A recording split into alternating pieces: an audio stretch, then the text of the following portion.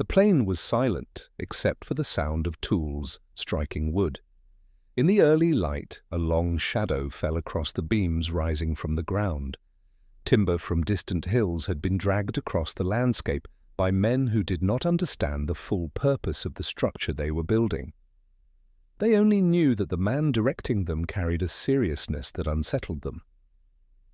Noah moved slowly between the planks, testing their fit, smoothing the joints and marking the next lines with calm precision. He worked as though following instructions spoken in a voice only he could hear. Around him, the society he lived in continued with its trading, its feasting, its rivalries, and its violence, unaware that its days were limited. The early Genesis account introduces Noah without spectacle. The world is described as filled with corruption and violence. The rhythm of the narrative presents a contrast between the spread of human wrongdoing and the quiet singling out of one man. The text states that Noah found favor and was considered righteous in his generation. Later interpreters debated what this meant. Some concluded that Noah alone resisted the tide of moral decline. Others argued that the wording implies not perfection, but distinction in a society collapsing under its own excess. The ancient Near Eastern world contained many flood traditions. Some accounts from Mesopotamia speak of divine decisions to cleanse the earth. In these stories, a single human is warned in advance, given instructions, and preserved with select creatures. When modern readers compare these accounts to the Genesis narrative, certain parallels emerge. Yet the differences are equally striking. Some traditions portray the chosen survivor as favored through personality or chance. Genesis frames Noah's selection within a broader theme of covenant, purpose, and moral distinction. The narrative uses the flood not only as a destructive event, but as a reset point in a long story of human behavior. Noah's world, as depicted in Genesis, was not merely decadent, it was marked by structural violence. The short description that human wickedness had spread across the earth suggests a society where harm had become routine. Some scholars conclude that the text reflects a memory of early urbanization, where competition for resources created cycles of conflict. Others argue that the description is theological rather than historical, expressing a pattern of human decline rather than a record of specific customs. Regardless of interpretation, the narrative places Noah in a setting where wrongdoing was so embedded that it required a decisive intervention. The words used to describe Noah's character carry layers of meaning. The term, often translated as righteous, connects to ideas of fidelity, trustworthiness, and alignment with divine intention. The term, often translated as blameless, suggests integrity rather than flawlessness. Together they portray a man whose life diverged from the norms of his society. Genesis emphasizes this contrast deliberately. The text does not elevate Noah above human limits, but it identifies him as someone who listened, responded, and acted when others did not. The divine instructions Noah receives include engineering details. They specify materials, dimensions, and internal divisions. Ancient Near Eastern readers would have understood the difficulty of such a project. Timber selection required knowledge of which trees could withstand strain and humidity. Waterproofing required pitch, which had to be gathered, heated, and applied carefully. Labor had to be organized, even if only within Noah's household. Some scholars suggest that the Ark narrative preserves echoes of older boat-building traditions from river cultures. Others argue that the specifications serve symbolic purposes. Whatever the origin, the narrative presents Noah as capable, obedient, and attentive. When ancient traditions describe a chosen figure warned of a flood, they often emphasize cunning or survival instinct. Genesis takes a different approach. Noah is not chosen for cleverness, but for moral disposition. The narrative suggests that his way of life aligned with the divine desire to preserve creation. This alignment becomes the basis for a covenant announced after the flood. The idea that Noah and his descendants form a new starting line is central to the story. He is chosen not only to build, but to continue the unfolding of humanity under renewed conditions. The society around Noah is portrayed as uninterested. There is no record of anyone asking questions or seeking explanation. Some later traditions imagined mockery, But the biblical text remains focused on Noah's obedience rather than the reactions of his neighbors. This silence emphasizes a narrative divide. On one side stands a world moving toward destruction. On the other stands a single household preparing for preservation. The ark rises slowly beam by beam as a counterstructure to the prevailing order. The portrayal of corruption in Genesis is brief but weighty. It does not list individual crimes. Instead, it uses broad terms that indicate systemic disorder. Violence often appears in ancient literature as a sign of social collapse. The narrative links this condition to divine sorrow, presenting the flood as a response to pervasive moral failure. Noah's selection becomes part of an attempt to preserve what is good and to restore relational balance between humanity and the divine. The ark itself serves as more than a vessel. It symbolizes ordered creation held together against the chaos of the waters. Ancient Near Eastern cultures viewed flooding as a return to primordial conditions.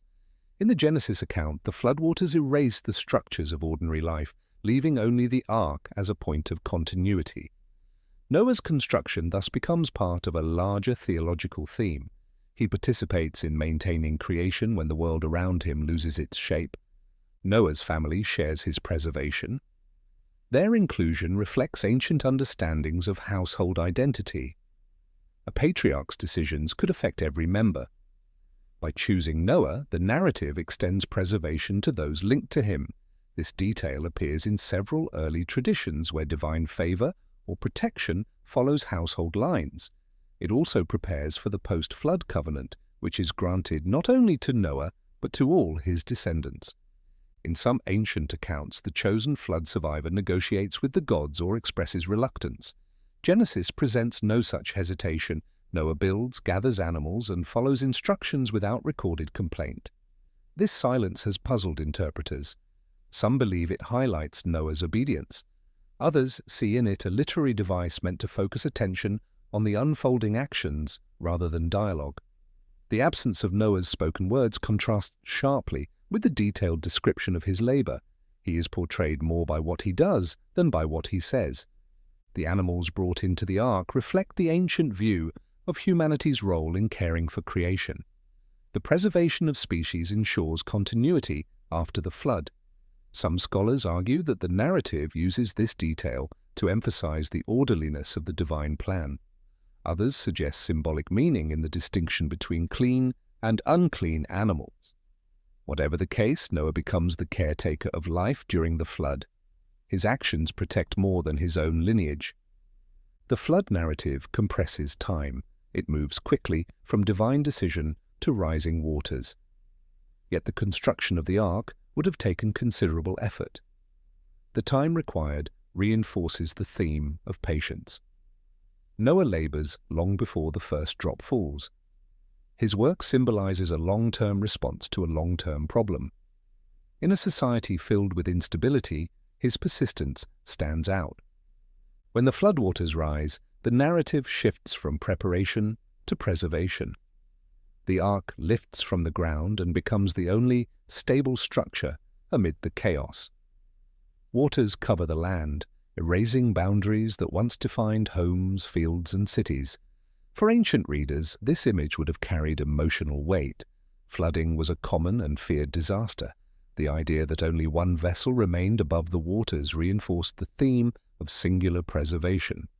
As the waters recede, Noah sends out birds to test the environment. These small moments mark the transition back to normalcy. The return of the dove with an olive leaf became one of the most enduring symbols of peace. The narrative depicts Noah as observant and careful, waiting for confirmation before leaving the ark. His patience mirrors his earlier obedience. Once the family leaves the ark, the text presents the first covenant in the biblical narrative.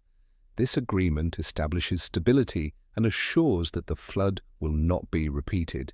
It includes obligations and permissions for humanity. Noah becomes the representative of all who follow. The covenant links his selection to future generations. It transforms his preservation into a foundation for enduring relationship. Later, biblical writings portray Noah as an example of faithfulness. Early Jewish traditions viewed him as a teacher of righteousness. Early Christian texts used him as a model for endurance. These later interpretations extend the narrative's significance. They show how Noah's selection became a reference point for understanding divine judgment and mercy. The fact that Noah is singled out raises a central question: why him and not another? Between Genesis's brief statements and later reflections, several themes emerge. One is moral distinction. Noah's way of life aligned with divine values in a world that had abandoned them. Another is covenant purpose. Noah's preservation served as a means of carrying creation forward. A third is narrative contrast. Noah's character highlights the depth of the surrounding corruption. The ancient Near Eastern flood traditions offer a comparative backdrop. In some accounts, gods choose a flood survivor because of fear, noise, or population pressure. In others, the chosen man receives help from a sympathetic deity acting secretly. Genesis frames the event differently. It emphasizes moral considerations and long-term divine intent. Noah's selection reflects these themes. Archaeological evidence from ancient Mesopotamia suggests that floods shaped cultural memory. Rivers overflowed unpredictably, destroying settlements. Over generations, such events could be remembered as catastrophic deluges. Some scholars see the Genesis flood as connected to such memories. Others view it as a theological narrative rather than a historical recollection. Regardless of origin, the story uses flood imagery to communicate themes of judgment, preservation, and renewal. The portrayal of Noah's obedience has influenced centuries of interpretation. He is not depicted as charismatic, powerful, or politically influential. He is portrayed as steady, attentive, and willing to respond to instruction. This quiet resilience stands at the core of his selection. In contrast to a society filled with violence, Noah provides a model of order and trustworthiness. Noah's role in preserving life highlights another theme. In ancient thought, humanity served as the caretaker of creation.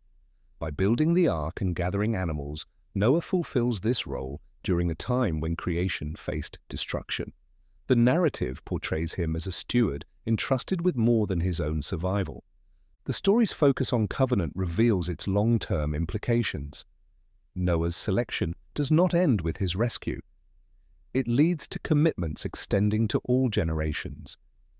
This covenant introduces principles that shape later biblical narratives, including themes of promise, responsibility, and divine patience. Some ancient traditions outside the Bible portrayed the flood hero as a figure who learned secret knowledge or achieved special insight. Genesis avoids such themes. Noah remains a human figure whose significance arises from character and obedience rather than mystical revelation. This portrayal reinforces the idea that righteousness can influence history. Later Jewish literature sometimes expands on Noah's life before the flood, imagining him warning neighbors or teaching moral principles. The biblical text itself remains restrained. It leaves Noah's early years largely unspoken, focusing on the decisive moment when he receives divine instruction. This narrative discipline keeps attention on the flood as a turning point. The description of the earth filled with violence resonates with ancient concerns about social breakdown.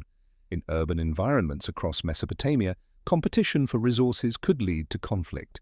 Some scholars see the Genesis depiction as reflecting these anxieties.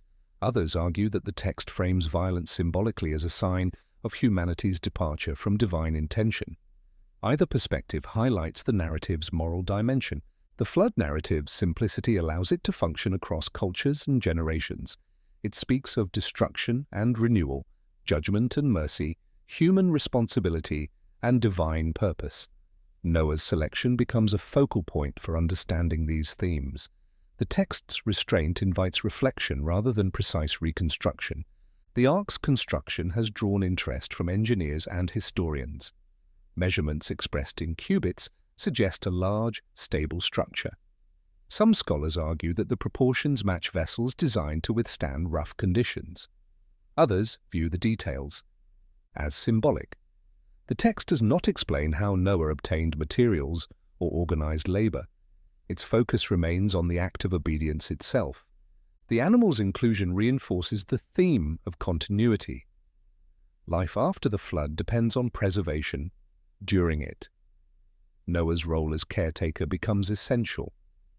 In ancient thought, the survival of species had communal significance. The narrative treats this survival as part of the divine plan. When the flood ends, the world Noah enters is both familiar and transformed. The text emphasizes the freshness of renewed creation, yet it also acknowledges human frailty. The covenant includes recognition that human inclination remains flawed. This realism shapes the narrative's understanding of why Noah was chosen. He was not perfect, but he oriented himself toward what the narrative presents as divine purpose. Noah's story fits within a larger biblical framework. It follows a pattern in which specific individuals are chosen to advance long-term purposes. Their selection is linked to moral qualities, but also to narrative necessity. Noah stands at a boundary between the world before and the world after the flood. His role is transitional and foundational. In modern interpretation, the flood narrative continues to generate debate. Some scholars examine its parallels with ancient myths. Others study its theological themes. Archaeologists investigate flood layers in ancient sediments. Anthropologists compare it with oral traditions from distant cultures. These lines of inquiry demonstrate the story's enduring impact. The question of why Noah was chosen remains central. The narrative answers with a combination of character and purpose. Noah aligned himself with values absent from his society. His preservation served a larger plan for creation. His obedience provided a model for future generations. These themes explain why Genesis singles him out. In the closing view, the sun sets on the rebuilt landscape after the flood.